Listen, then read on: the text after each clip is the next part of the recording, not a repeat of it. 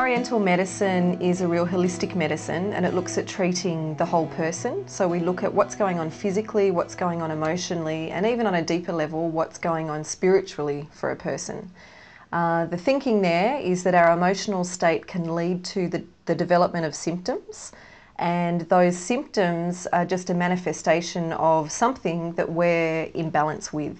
That imbalance can be a physical imbalance, it can be an emotional imbalance. So it's really important to look at everything that's going on for someone, regardless of what their Western diagnosis is. We're not just going to look at the isolated portion of their body, we're going to look at everything in total.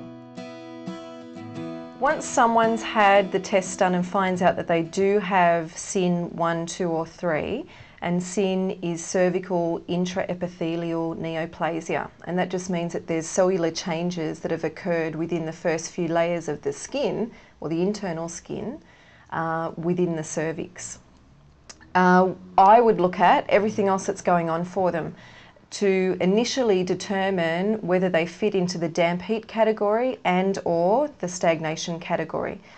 Now, damp heat is difficult to explain in some ways, but it's an accumulation of body fluids. So the body produces an excess of a substance called damp.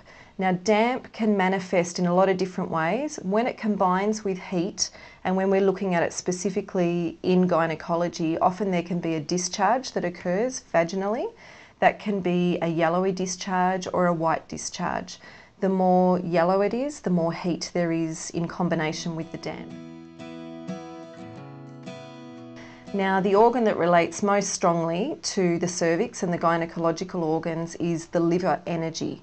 Now, it's not the liver specifically that will be affected, so there's no need to go out and have liver tests done per se, but the liver is said to govern different aspects of the body, and the gynecological organs, the uterus, the cervix, is one of those areas.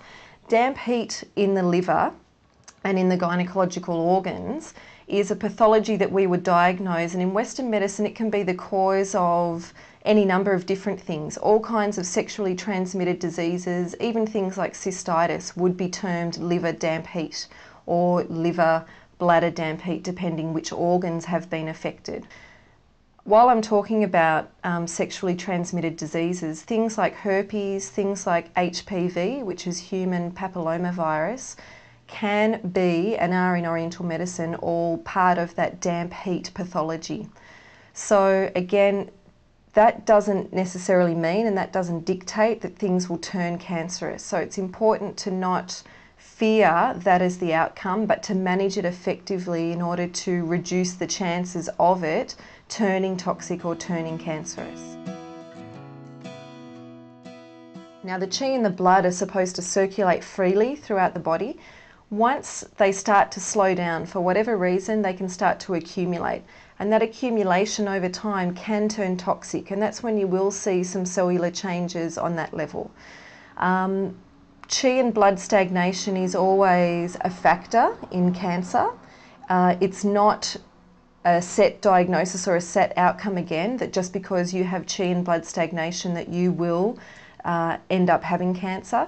It's just a really common pathology. It happens a lot in the elderly as well. It happens a lot in stressed out middle-aged people and A-type personalities. So it's an across-the-board pathology.